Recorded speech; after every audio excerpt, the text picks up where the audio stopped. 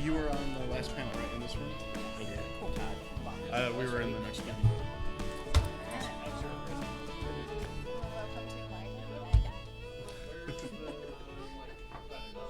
I'm here.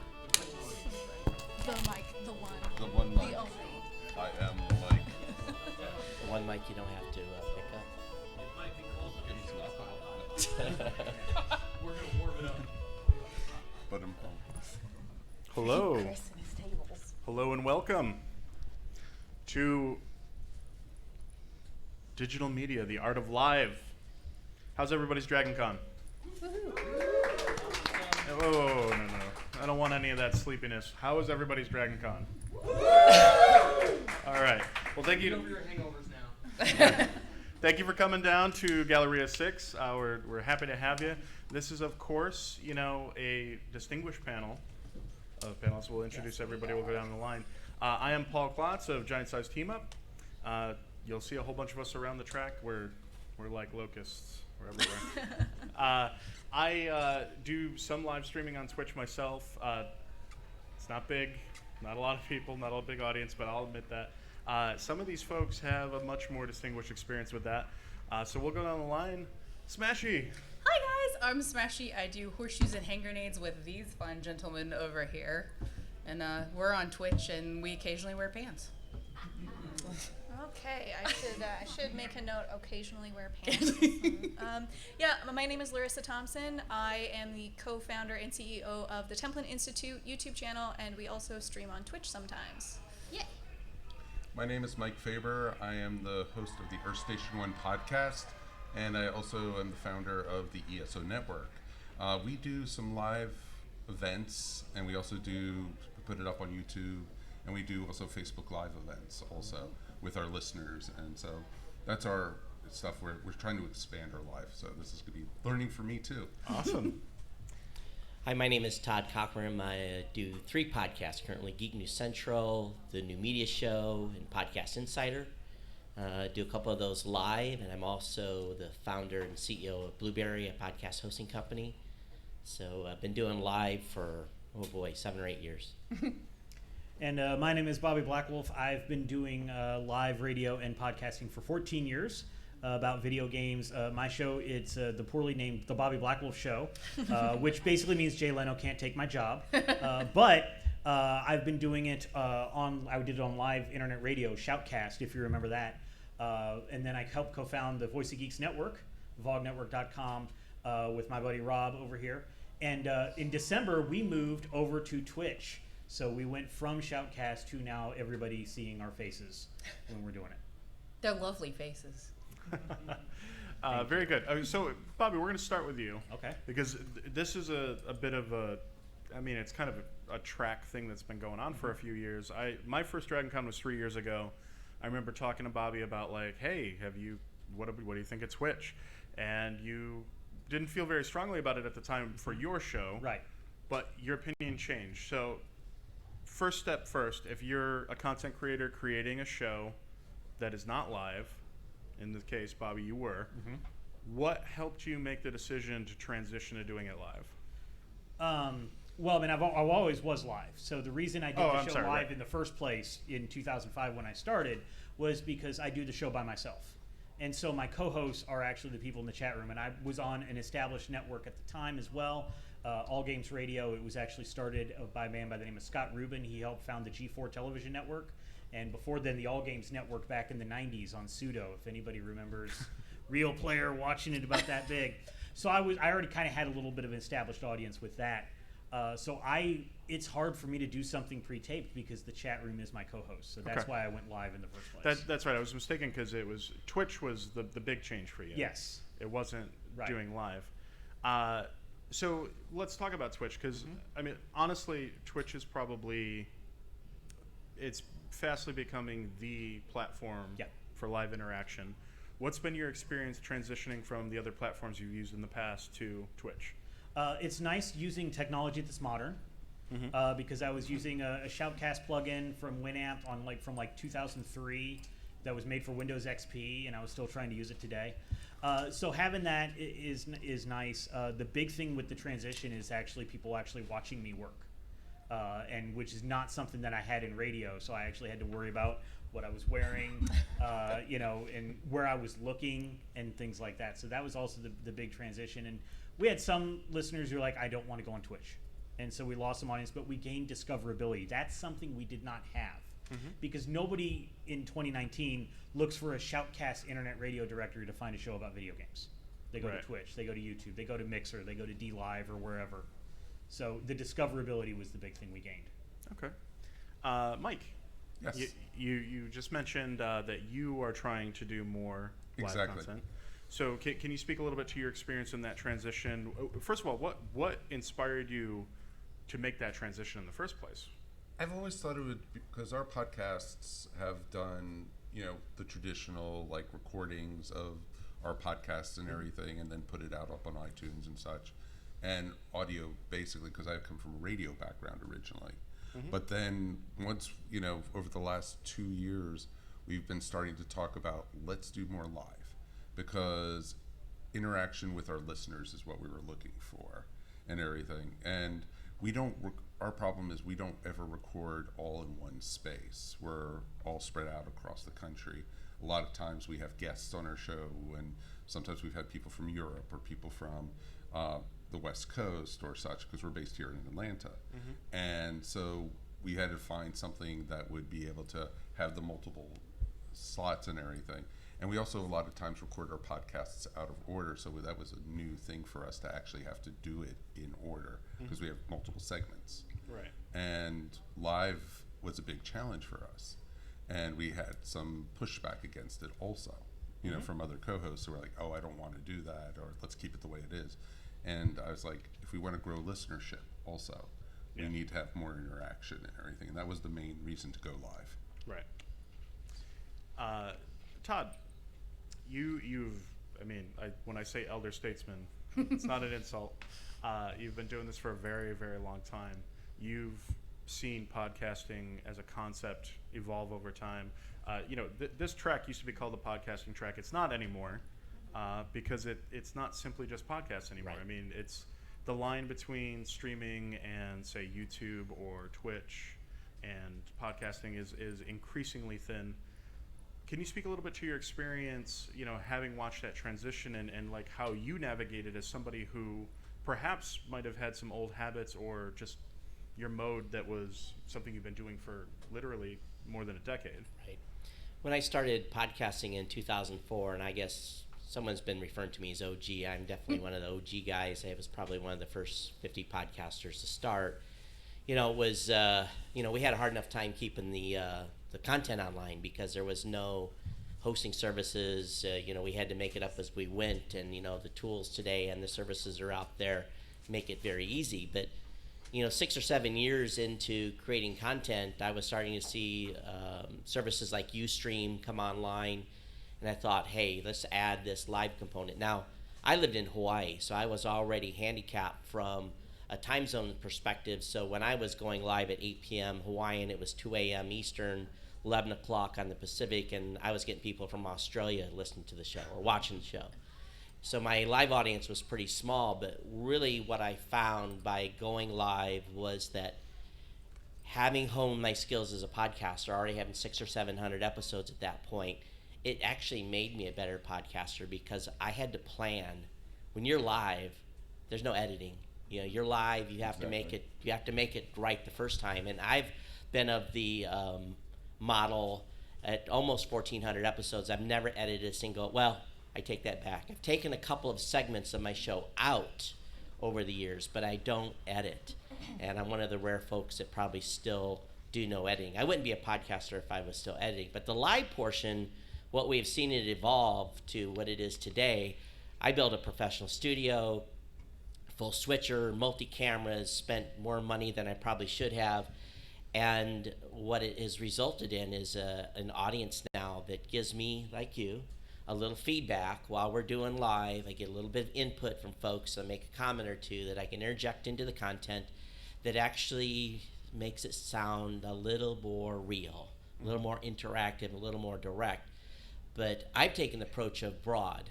podcasting is everywhere. You can be in Spotify, you can be on Pandora, you can be on iHeart, you can be in Apple Podcasts, Google Podcasts. There's 100 places you can have your podcast at. So when I stream, I go everywhere. I go Twitter, Twitch, Mixer, YouTube, Facebook Live. I do every live platform I can using tools that are out there today to be able to multi-stream to multiple locations, and that has been huge. Okay, very good. Larissa, can you talk to us a little bit about your experience with live presentation? Can you tell us about your show and how the live experience enhances it? Yeah. Most of our live content, actually pretty much all of our live content, is on Twitch. We just stream video games. My business partner and I, we co-host. It's a really casual kind of fare. There's no structure. It's heavily improvisational. It is nothing like recording a podcast, as far as I can tell, based off what you guys are speaking of. But the biggest thing that I think, the biggest challenge for us is finding the right balance between having an exciting, interesting, engaging gameplay experience with also allowing us to have the freedom to banter and create jokes and interact with the community.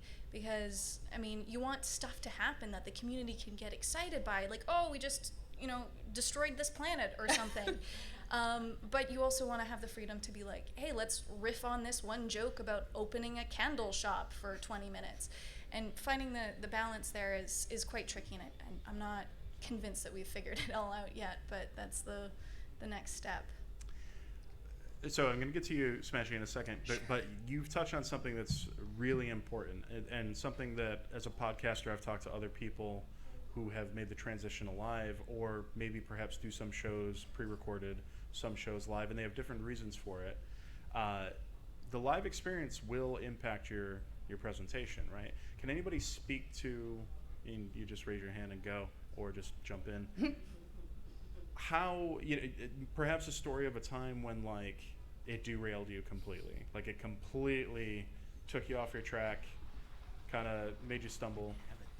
Any sort When of haven't they? That's like any sort of technical difficulty where if you were not recording it live, if you do have an audience, how do I keep these people entertained while we're having to reset OBS or whatever we're having to do? So it's kind of like, I remember once we booted up Solitaire. But it was like the free version that came with Windows, so an ad started playing. And it was awful. We shortly thereafter made like a Be Right Back screen with like fun elevator music, and that kind of fixed that problem. And those screens are fantastic ideas. Like something you can throw up some weird music or somebody dancing. Yeah. Preferably you without your pants. It's usually not the hardware in the studio. It's usually the internet. Will throw you a loop. And that's the beauty, though. If you've got something in your studio that's recording, you're recording both the video and the audio at the time that stuff goes sideways, you just keep going and then trying to, get things back up. Sometimes you don't. I've finished shows where all the streams fell offline, and I finished the last 30 minutes of the show just me talking to the camera like I normally do. I was lucky once because I had a friend of mine who was watching us, and he had my home phone number. And he called me and said, dude, it's just a solid screen of your face. And I was like, oh, great. That's what he wanted. Yeah, exactly. It's like, well, that's what I wanted it to be. Come on. Yeah. So for myself, I started Twitch streaming earlier this year in January. Yay. And usually I play a game, usually by myself. But we do a Sunday stream on the network. Called Four Bro Amigos of the Streampocalypse, where we play, lately it's been Sea of Thieves, where we have 4 people participating. And when I'm playing by myself, if Streamlabs or something hiccups, if I'm having an issue, if sound balances are off, I find it so frustrating because it's really hard to balance it on the fly, especially by yourself.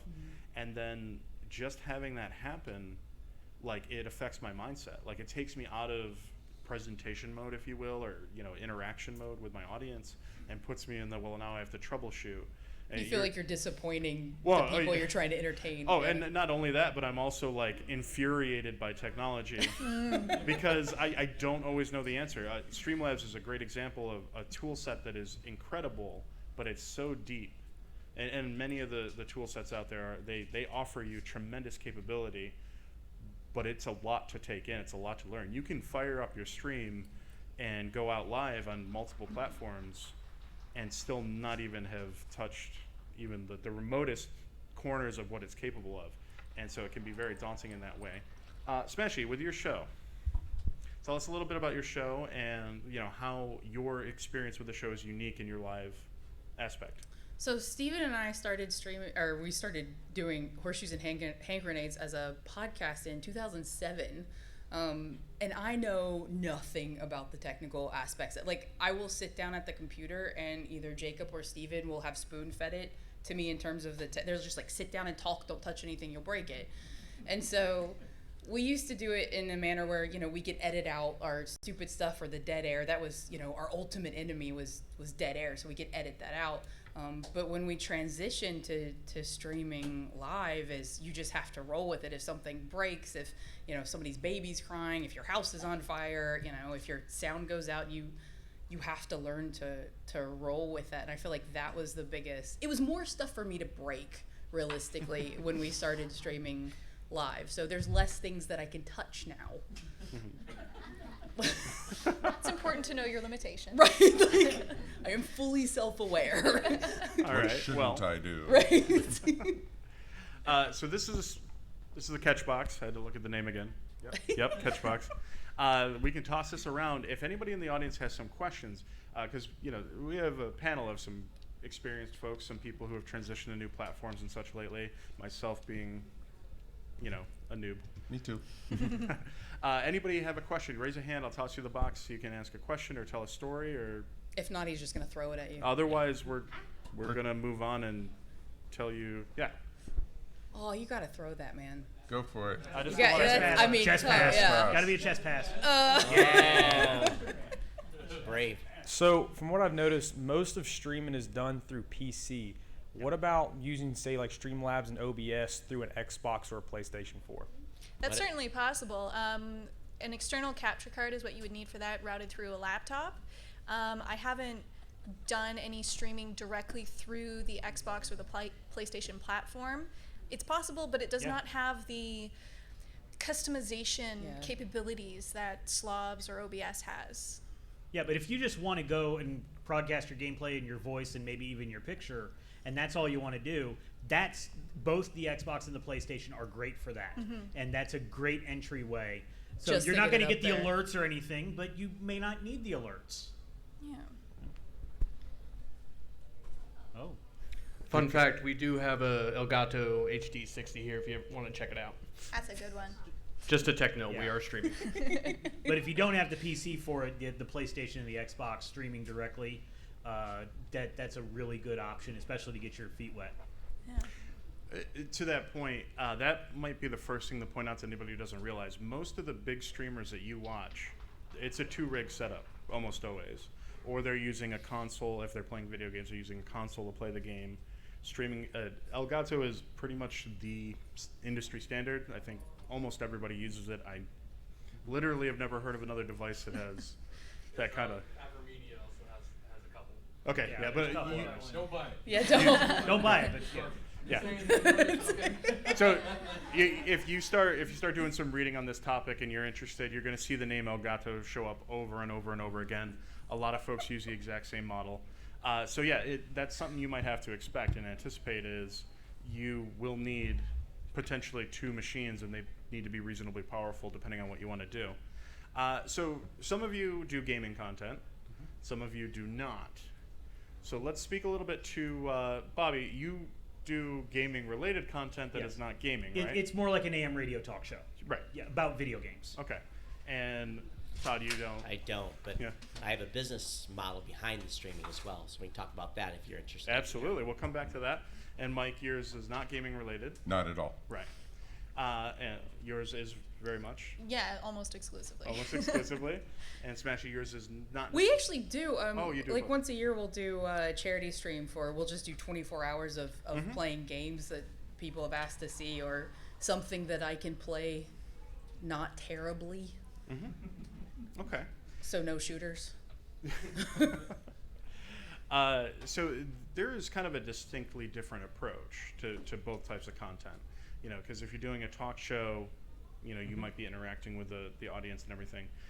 So you've done a bit of both. Let's talk about, what do you feel like is the key difference between when you're just doing a show, but you have the audience and you might be interacting with them, and when you're playing something? Right. So, I mean, I think obviously the biggest difference is when you're doing a show, depending on what it is, you can be more interactive with the audience. You can bring those comments in and you can cheer people on or take their criticism.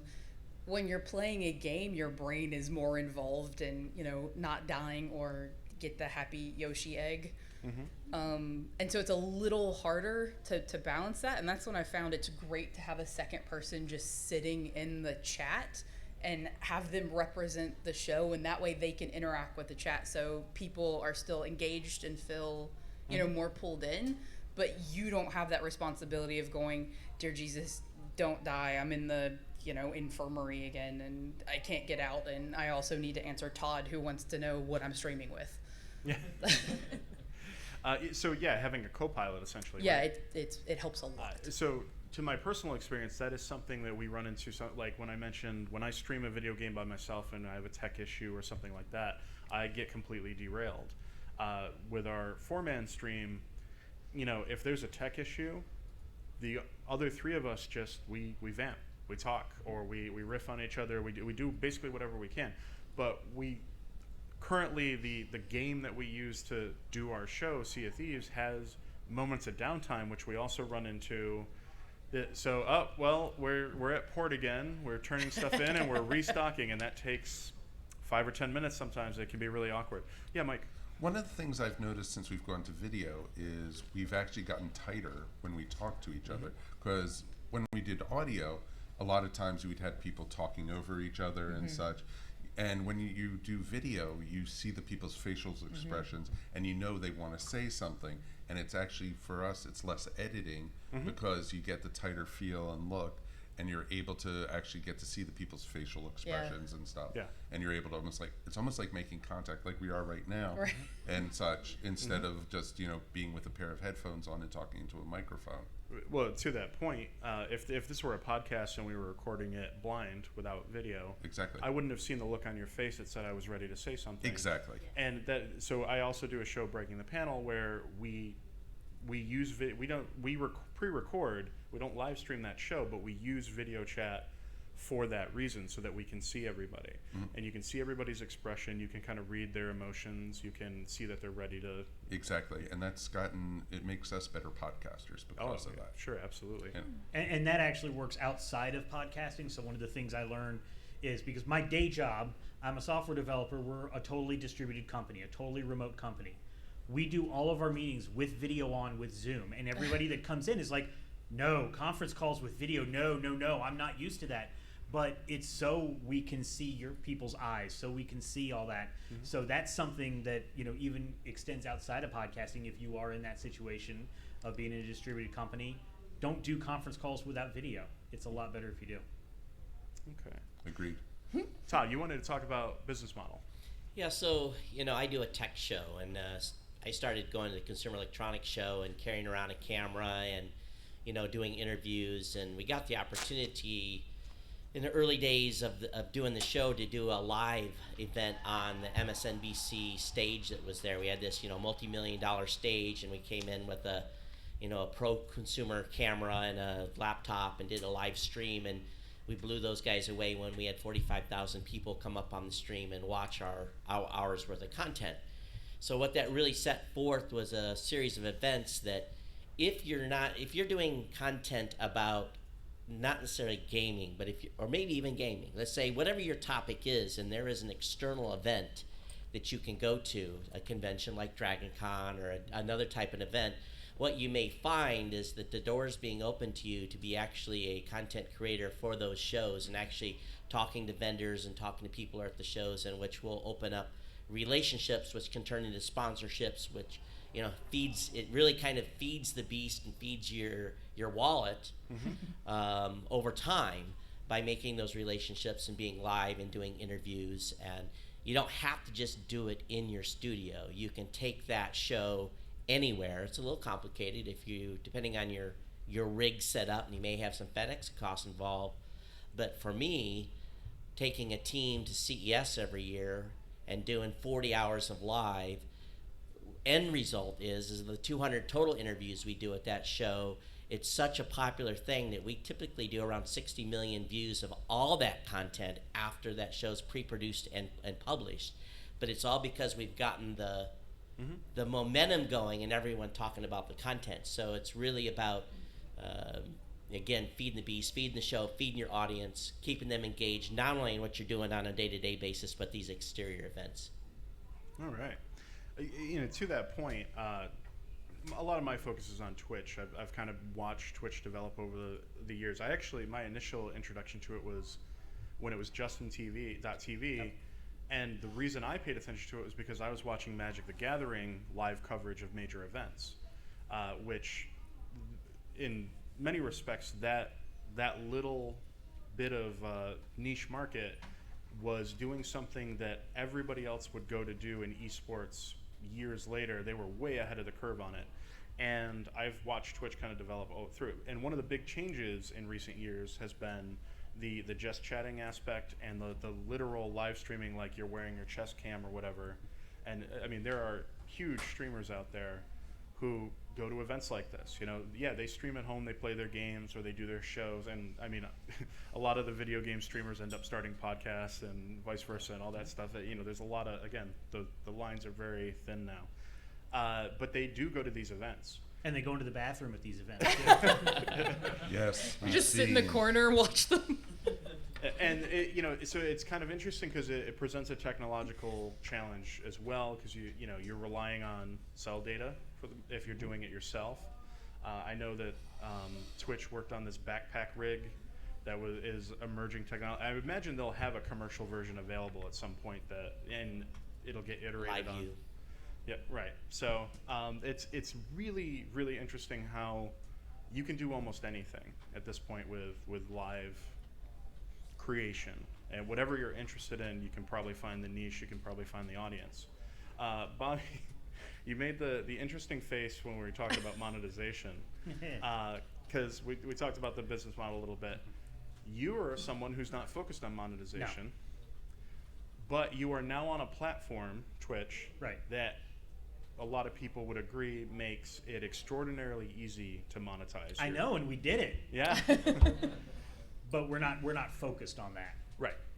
But you have seen a significant uptick on support, right? Yeah. And it's kind of, I imagine it's changed, some of what you're capable of, right? It's paid for some stuff that I would pay for out of pocket, or Rob would pay for out of pocket. So, like we have flyers on the back table, that was through biddies and subscriptions and people's Prime subs. So people have been asking us for a long time, when can we throw you money? And we're like, we don't want to deal with all the tax stuff on that, because we don't want to do anything wrong. But now we kind of got into a situation where it's really easy to get into it. And so, yeah, we get checks from Twitch, and it's nice, and it helps. We just put things back into buying new mics and buying promotional materials and things like that. Because I did want to touch on that, because, over the years of coming to Dragon Con, talking to people on this track, as a podcasting network, we interact with some folks. Some people are kind of reluctant to monetize, and this panel isn't strictly about it. Right. But I wanted to highlight this because Twitch and YouTube have the live streaming functions, and they enable you to monetize. And it's relatively, if you're consistent for a little while and you build a bit of an audience, it's relatively easy to enable those features. And it can completely change what you're capable of, because as you said. Yeah. And the other thing is, the reason that we're, because for a long time there was an intervention staged on this track to me about 3 years ago from Charles. And because it was all about, why aren't you on Patreon? Why aren't you doing this and this? And the reason that it's easier for me to go the Twitch affiliate route, which I actually also have on my personal channel, so I get it when I'm streaming video games on my personal channel and on the VOG Network channel, is that with Patreon, I feel like we have to make more of a commitment. And even though I've been doing this for 14 years, I kind of like being able to say, I can walk away with no regrets. And Twitch, since it's mostly bits and a 1 month subscription, I don't feel as committed. I can say, now maybe I'd give it like a 1 month lead time, being like, okay, don't subscribe after this. But I can still walk away not feeling like I owe anything. But if I'm doing if I'm on a Patreon where people are paying every month or they subscribe for a year, now I feel like I have to produce the content that they paid for, and then it becomes a job.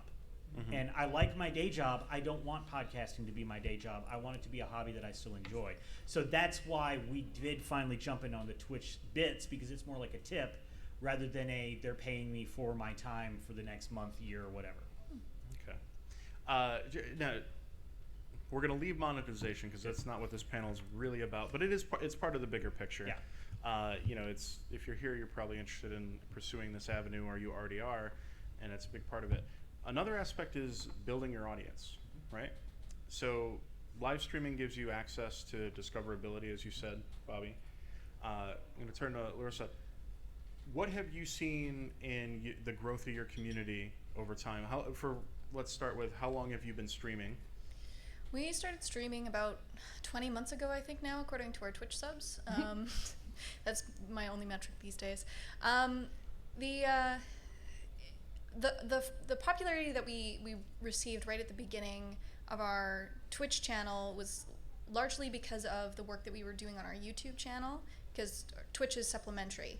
But we were doing this recurring grand strategy game every week where we would encourage our viewers to vote in polls to determine what kind of actions we would be taking. So we were leading this large nation into space, and we were having our Twitch people vote on what we would name something, or are we going to go attack this station now? And that kind of interactivity and that sense of patriotism really fostered this really strong community, and they started coming up with their own jokes. And once that show ended, it's kind of tapered off, and we're having to build it again manually the way everybody does it.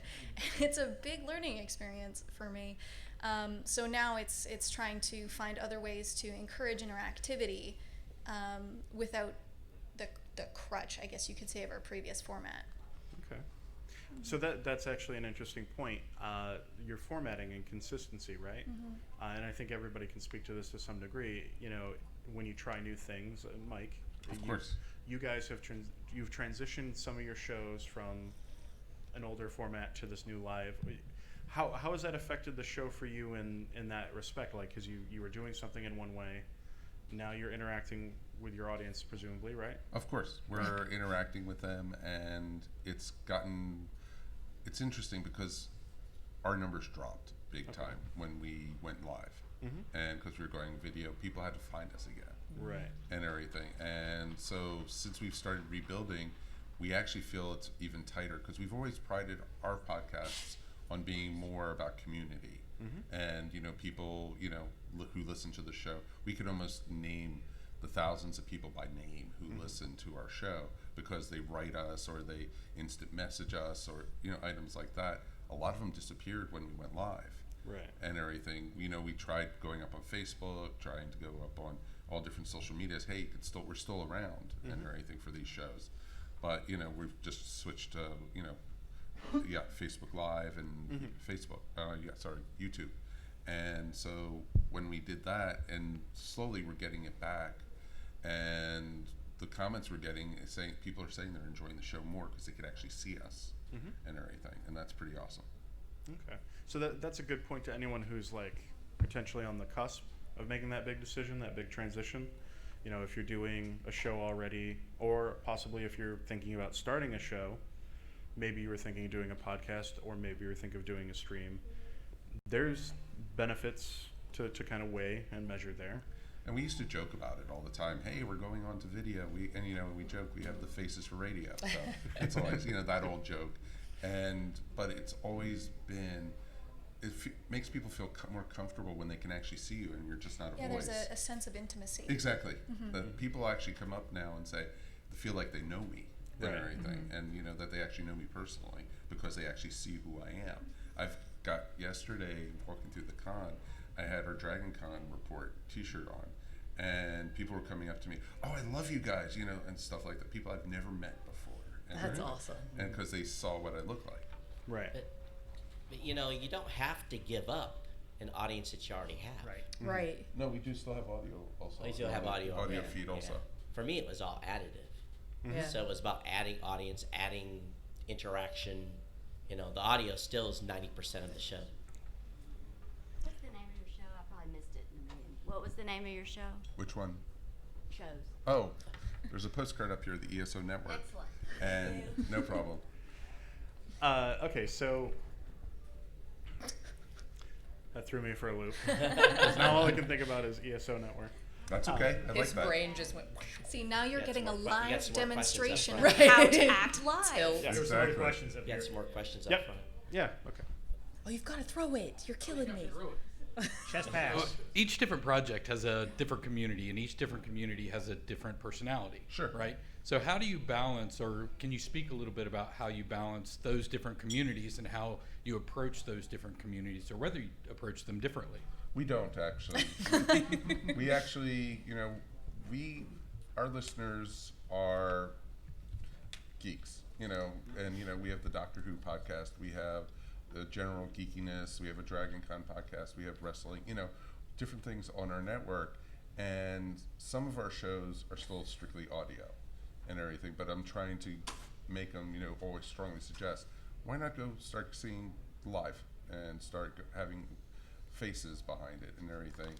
And we found we're opening actually, and it's funny, we've actually found out, and this is going to make me sound ageist, but we're finding we're getting a younger audience for the video and everything more than the audio. And because people are, people say, hey, I watch you guys while I'm working, or, and stuff like that. And it's just awesome because a lot of younger people I'm finding are going away from podcasts and everything. They want the video and everything. So it's pretty cool. To that effect, that's actually something I've noticed in some of our audiences. We have a couple of people who specifically they come to our evening streams, for example. But if somebody's streaming during the day, myself and Philip Keating, one of my co-hosts on Breaking the Panel, we stream on Twitch during the day. And we have those fans that circle around, and they're like, well, I'm at work, and I work in an office setting or something like that. I pull it up on my extra screen, or I pull it up on my phone, and it helps me get through my day. I'm doing the daily drudgery. And to speak to what you're saying there, Mike, there's a shift in the culture of consumption in this regard. Very much so. One of the big things about podcasting is that a lot of folks would listen to podcasts on their commute. Oh, exactly. Right? And so now people are getting the opportunities to consume content while they're working, or perhaps while they're studying or something like that if they're in school. Well, it's interesting because one of the podcasts that we've been talking to recently about joining the network is a guy who just has his phone on his dashboard, and he's just talking about whatever's on his mind on his commute home every day. And he's sending out live. And it's awesome, and we're just working out details for him to join the network and everything, so it's pretty cool. Awesome. I think, though, you have to also remember there's a lot more hours to listen than there are to watch. Yes. So from that perspective, don't forget that audience. You know, I'm No. the podcast advocate up here, and, Oh, yeah. and knowing the real numbers on how people are and where they're listening and even watching podcasts. By the way, you can have a video podcast. Most people don't realize that as well. Oh, we do. Yeah. Got a question back In the there. back. Yep. Toss it, Ready? toss it. Chest pass. Chest pass. Yes. Yes. So I am on a Dungeons and Dragons actual play podcast called Shenanigans, and Love it. we recently decided we understood what we were capable of, as there's 6 of us total on the show, and I'm the primary editor, and editing 6 people, and it was my baby, and I over-edited the crap out of that show. It was very well polished. Guilty as charged, I understand. We, in the last 6 months or so, decided to give up the 20 hours or more a week I would spend editing the show and actually just go to Twitch. So we cut out all that editing time and just decided to live stream. We were already equipped for it. We tried to keep an eye on our audience in our podcast. We found ourselves actually getting pulled back into podcasting a little. So now we have Shenanigans Live.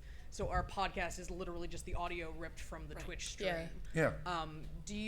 We tried really hard to at least maintain a little bit of communication with our audience as we were doing that transition, since we got such feedback from them. Are you still doing the podcast? Are you still going to do that? They were happy for us, but they wanted that same medium. Well, what we're doing is with our shows, we're going to be doing the live ones raw, no editing or anything. But we're also advertising, hey, the edited finished version is still the podcast. You can hear it all in order. Like I said, Earth Station 1, we don't film in order and everything. We do different, depending on people's schedules who are going to be on the show and everything. So, sometimes our recording time is usually set from 8 p.m. to 11 p.m. on Mondays. That's when we go live. And you can watch it, and it's unedited, it's raw. And if, and sometimes when we take a break, we put up a sign coming, we'll be right back between segments. But they're people will see, we're recording the close, the first segment or something, saying goodbye to everybody. Just because, but then when they listen to the podcast, it's in order and everything. It's a finished product. It almost reminds me of the old sitcom recordings where you'd have the whole audience watching the sitcom being recorded, and it's all chopped up in that order. Well, that's exactly. Yeah, no, and I do both because I've always done it live, but luckily, I know I only want to hear my voice for an hour, so my show's only an hour long, and I do take an hour and a half to edit it. But what I'm editing for is, if I'm driving in a car, is this a part I want to hear? So because I do it by myself, so there's dead air. Does somebody driving in a car listening to my podcast want to hear 8 seconds of dead air? No, I cut it down to 2 seconds of dead air. It's still natural, but it just cuts it out. But the people live, they're interacting. They don't notice the 8 seconds of dead air as much because they know I'm reading the chat, trying to find the next chat comment. So it takes me about an hour and a half to do an hour show edit. But now they can go on Twitch and they can see the video archive if they want to see it quicker, or they just wait till midweek to get a slightly edited version. I never edit for content. I don't even edit out all my ums or anything. It's really just like the dead air, and maybe if I stutter a little bit too much because I'm trying to think of the answer, I try to make myself sound smarter by getting rid of that, but I never get rid of what I say. I truly think the death of a lot of podcasts or any content is due to editing. It sucks the life out of you. And I understand some people cannot. They have to edit. I understand it. But, I wouldn't have lasted almost 1,400 episodes of doing a show if I had edited. I would have quit 12 years ago. Oh, I love doing my, live version of it because I don't have to edit it. Because we've just switched over at the beginning of the year to Zoom to record. And I love that with Zoom, it does the multi-tracks. Each person's a different track, but it never lines it up properly, and that it's like a big puzzle trying to have to put it together. Roadcaster. Yeah. I feel like if your cat pees on a wire and your house starts setting on fire and you have to step away from the mic for 2 hours, then maybe you should edit that out. But otherwise, exactly. I don't know. Some people like it when cats interrupt shows. Okay. Don't throw the cat. Okay, never mind. If your cat pees on a wire and sets your house on fire, leave that. But something else where there's the big pot, the technical issues that you will have. You will have technical issues. Nobody driving in their commute wants to hear you go, oh my God, OBS crapped his pants, and I don't know. They may. People are weird. But yeah, like they're saying, just maybe make it a little more concise. But you don't need to spend the 20. I mean, if it's fun for you, do it. But if you don't need to do it. 20 hours is a little obsessive. Wow. Yeah. I mean, treating it more like an audio drama, that we went from an hour and a half of a very, very carefully edited actual play right. to what's now about 3 hours of very unedited content. And I think that's fun for people. When we do our show, I think in the back of our mind we're sticking to the podcasting roots of negate dead air if possible, and try to keep. Our whole show is driving the bus off track, but there's also a point where you get so far off the track where you're in a weird state and people are looking at you funny because you have a dog collar on. So it's just kind of keeping that in the back of your just the so you don't have to so you don't have to spend that time editing. You can just go, okay, I need to cut this part out where we spent 10 minutes trying to fix something that actually broke. and then you can just push it out there, so you don't lose that audience, the original audience that you had, but you still have that interactivity of, I mean, we've got this weirdo dude over here that we met on the show a couple years ago, and he's like, hey, I'm gonna meet you at DragonCon, and that's awesome, because we gained that from going live. Right. I don't know where you came from. I just know that I love you. What's up? Question. So I wanted to ask, or I guess raise a question, because I heard some conversation that saying that there appears to be some movement away from podcasting towards live video, and I think it's an interesting question. Do you guys think that we're in kind of this next phase where live video is going to start capturing more audience than it has been in the past? And why do you think that's happening now? Podcasting has always been, I'm a longtime podcaster myself, and podcasting has always had most of the audience, right? But I do a live video show with Todd, and I just wonder, because we're seeing a lot of traction with people wanting to watch the live video now too. I'm just wondering what's changed, do you think, that's caused this increased accessibility for Yeah. sure. Like Yeah. it's Focus so, on video now? so easy. Like I think I did the math, and 52% of my audience watches on a mobile device. Oh, wow. Exactly. It's also the videos aren't heavy anymore like they used to be. Yeah. Yeah, they're And quite everything, small. and You you can don't have watch to it in use the as much bathroom. data. You don't have to use as much data Right. to do it, and so it's becoming easier and easier. I always think there's going to be a market for podcasts. I don't think they're going anywhere. I boil it down to raw numbers. Rob's and I show, we have about 8,000 people that download that each episode. We get about 20 on the live stream. So, the 20 to 25 people that are interacting us live, that's good. It's some good interaction. But that doesn't, if you're especially running a business or trying to reach masses, that does not reach the numbers you're going to need to build a bigger community. Now, if you have a bigger streaming audience, great. Yeah. But, I don't think there's a lot of people that are streaming live right now, that unless they're top tier streamers that are reaching 8,000 people on a live stream. And also, truthfully, I work in IT during the day, and I work with developers, I work with salespeople, I work with the whole spiel, and basically, it's easier for people to listen to a podcast sitting at their desk while they're developing instead of having a video and everything. Because if I saw one of my employees sitting there with a video running at the same, I'd be going, "Excuse me, you're not. What are you doing?"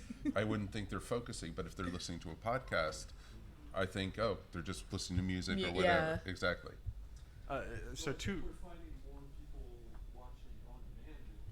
Yes. Yeah. There's more. Oh, on demand is the way it's probably going to fully go. So to that effect, I think one of the factors is the audience is changing. Every year that goes by, we have more young folks are growing up, and right now, people who are growing up today are growing up in the era of YouTube, of Twitch. I mean, if you look at Twitch on any given night, there's at least 500,000 people watching streams at 10 o'clock at night. The thing is, I still, when I go do my cons or something, like if I had a table here set up, I would have people come up to my table, what's a podcast? And everything, and they don't know. Right. There's still millions and millions of people out there who don't know, or if I'm at a family reunion, people, how's that podcast thing you're working on? To that effect, one of my favorite memes that goes around now is that anybody in their 30s or older has a podcast with their buddies. Now, it's kind of a joke. But I think that speaks to an age demographic to a certain extent too. Folks who were around when podcasting started to come out are very comfortable with podcasting, right? And that's kind of where a lot of the audience seems to be. And with streaming and live video becoming the major new platform because let's be real, I don't have access to market data right now, but I know that colloquially I've seen lots of young people are watching something like Twitch or YouTube for their entertainment rather than conventional television. Oh yeah, most definitely. My son just is 19, and he literally doesn't touch the TV anymore. He's watching it all on his phone.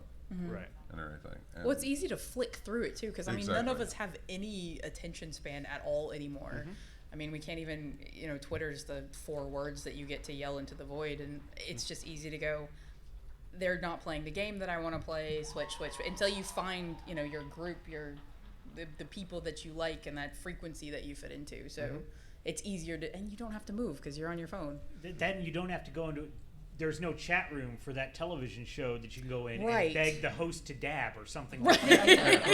Let's see it. Or when I listen to an audio podcast, half the time I'm talking back to it because I want to comment. Right. And Right. with video, you can Yeah. and everything on my Yeah. phone. Yeah. And I think that speaks a little bit to the Twitch experience, and to some extent as well the YouTube live streaming experience, is that community interaction. One of the really wild I was just talking about this last night with some friends. One of the wild things you see is when a channel gets big enough, chat is no longer about them interacting with the streamer, and it becomes chat interacts with themselves. Each other, Exactly. yeah, it's And beautiful. It's just it's almost like the IRC It almost, chat rooms. it almost of yours. becomes its own beast in Right. itself. Yeah. Yeah. And the streamers looking at this flow and grabbing a few comments here or there, but it is a beast of its own. It will just plod along. Yeah, and something interesting that Twitch I think recently rolled out was like having separate chat rooms for Twitch, so people can go talk and have like 5 different conversations going at the same time, all at the same moment that a streamer does something. Which was a thing like when AOL became the internet for It's most a people. circle. Yeah, a it's big so circle. strange how we've kind of looped back around on that. You had a couple questions in the back. Chuck it to him for Chuck it. chuck it. So my question is, my son and I started a podcast and streaming a couple of years ago. Had to take about a year hiatus, and we're starting to get back into it. And we're probably some of the most ADHD people you can meet. And so we chased a lot of chickens. And so my question was always, should you stick with a specific topical content, or is it okay to have a variety? I mean, our podcast was called the Gene Pool Variety Hour. It's fine. It's fine to have. Talk about whatever you want. There's It's your no thing. rules. Yeah, there is no rules. Okay, 'cause the reason why I was asking is because I had some friends say, we kind of like what you're doing, but kind of stick to a topic. And so that made me start to kind of question, because we would do things like pick literary characters and make D&D characters out of them. And let them That's fight awesome. and do stuff like that. So that's the big question that I had, because we had a hard time getting people on. And we like to do the streaming too. But with the work that I do, it's hard to find a consistent time to do it. And you need to be consistent in your timing with your streaming. And so a lot of times what we would do is we pick it up and do it on Saturday mornings when we could. But the podcast was what was more consistent for us. Yeah. I think too, there is something to having a fixed content type. I'll take it real narrow. I had a neurologist that was doing a podcast about neurology, and he had 1,000 neurologists listen to the show. So that was about as niche as you could get. So I think if you, depending on your goals of the show, if you just want to do this for yourself and have fun, do whatever you want. But if you want to build this bigger community, maybe you have to be a little more focused. Yeah, I think there's an element of it doesn't have to be one topic, but there does have to be a through line, a spine, a narrative. Yeah.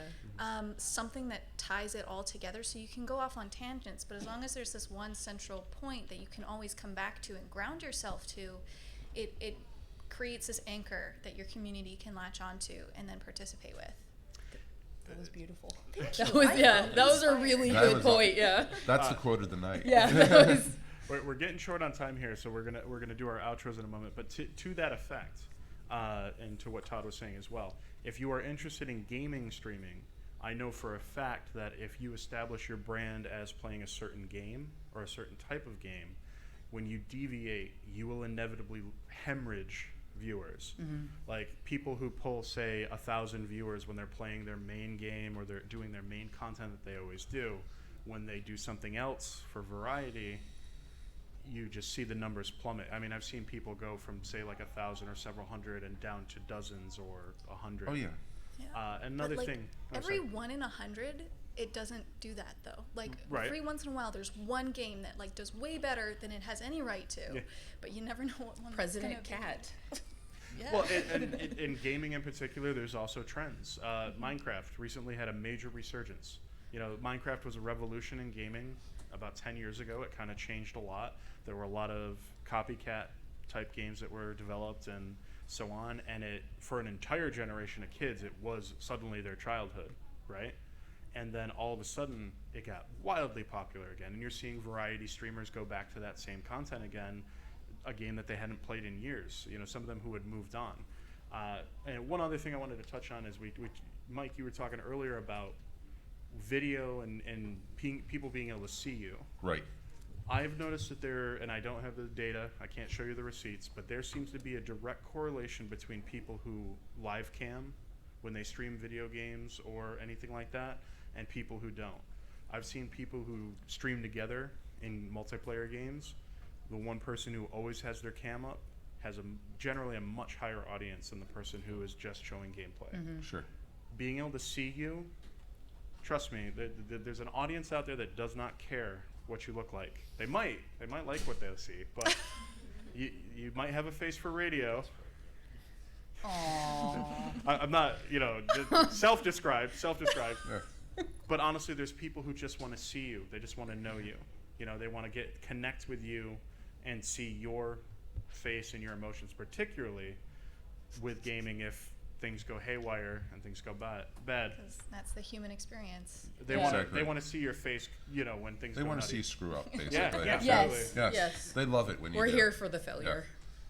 All right, so let's do our outros here. I can take one last question. Yes. Good job. Super quick aside. When we started doing Horseshoes and Hand Grenades on Twitch, our podcast, we were doing it every Thursday night at 8:30, and we were timed pretty well.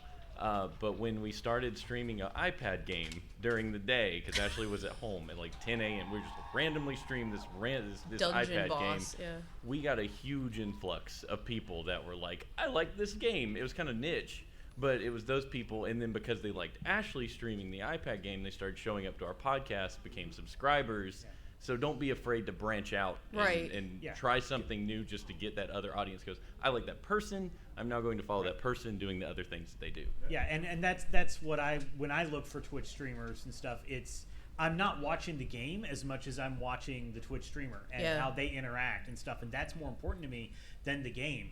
I'll watch Rob stream a game I have no interest in playing because Rob's streaming it. Right. So that's where he is exactly, beautiful. Because it's your friend, somebody you know. Or it's somebody I know from Twitch. Even, exactly. Right. Well, and that's you develop a personality, and a lot of times you develop an audience that cares about you as a creator. Yep. But that's not always the case. Sometimes if you land on something that is topically super popular, you can kind of get locked to it in a sense. And if you try to deviate, you might potentially lose people. So be prepared for that. So let's let everybody know where we can find each other. Bobby. Yes. So I do my stream. I've got a personal Twitch stream as well that I stream like games, like virtual reality games, sometimes some classic games and stuff. So that's at Bobby Blackwolf over at Twitch. But my actual podcast that's been going on for way too long is called The Bobby Blackwolf Show. That's where you can find it on iTunes, Spotify, all that stuff. It is the lightly edited version, takes out the dead air version of the Twitch stream that I've been doing every Sunday night at 8 o'clock for an hour just before Orange Lounge Radio, which is the longest running video game podcast on the internet. I don't care what Wikipedia says. They started that early. So we're at vognetwork.com is where you can find that, but it's twitch.tv/vognetwork. And I have zero charisma, according to my trading cards. So I have all my zero charisma cards up here if anyone's playing the trading card game. You can find me, Todd, at blueberry.com. I've got cards up here if you want one. I'm at Geek News on Twitter. The two primary shows I do live are geeknewscentral.com and the New Media Show at newmediashow.com.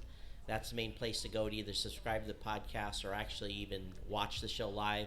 I just moved from Hawaii to a new studio in Michigan, and the studio is just getting up and rerunning again. So we'll be live up in a couple of weeks in the new studio. But everything /live on those websites is where we put the primary stream, plus all the other places I talked about before. But that's where you can find me.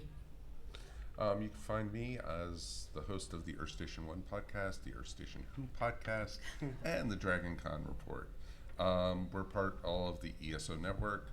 Our live streaming is in flux right now. Mm-hmm. We put it up when we can. And so you'll probably be seeing me up on Twitch and everything after hearing what these people have to say, which is pretty awesome. And it's a lot of fun doing podcasting and now going live. It's a whole new world for us almost.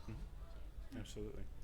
Yeah, you can find the Templin Institute on Twitch. We usually stream on Wednesday, Fridays, and Saturdays for about 2 hours a day.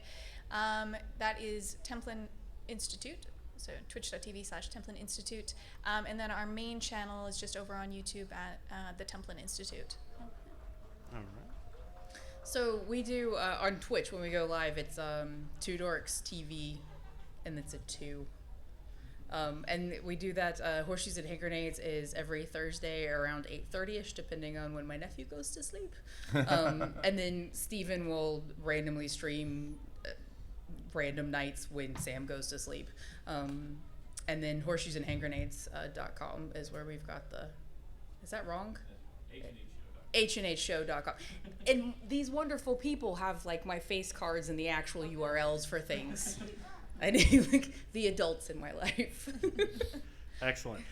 You can find me on Twitch and Twitter at SoapboxGSTU. You can find me on the Giant Size Team Up Network and our weekly show, Breaking the Panel, at said website. That is a fandom variety week-to-week show. Please, if you liked what you saw here today, go into the app, go into the comments, rate it. You know, throw those comments in there. 5 stars. Yeah, 5 stars. Yes, 5 stars. And if you didn't like us, 5 sarcastic stars. Yeah. And thank you to our panel, and thank you to the audience, and have a great Dragon Con. You guys are awesome. Nice working with you. That was fun. Yes, it was. Nice meeting you. Nice meeting you. Definitely. It was good to meet you for the 3rd time. 3rd time, exactly. Old friends together. No problem. You did awesome. Especially since you had no idea what you're doing. Yeah. No problem. I was so nervous. Check I'm us like, out. oh no. I'm like, never mind. He knows what he's doing. It's the catch box, man. It gives you the powers. Same thing. Oh, I need one of those anyway. It Awesome. is a really weird, fluffy thing. Sure. Awesome. Here you go. Yeah. Oh, perfect. Here, I'll trade you. I don't know if you know. That's the show. Come on, y'all two. Thank you. These are beautiful. No, it's neat, so take it. Okay. I know. Let's be like, it's like, what? Oh, so when you, yeah.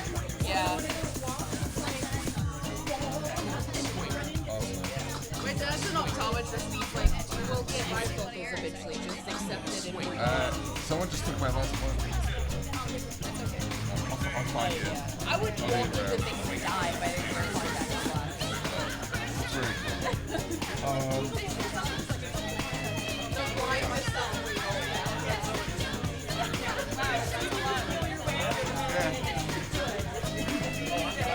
Right now, we're at 25 shows on the network. And we have 2 in the weeks one. We have 2 more except one in Israeli. So, and everything. And each one's on a different topic and everything. Pretty cool. That was pre-you. Yeah. Exactly. You're Kirkland.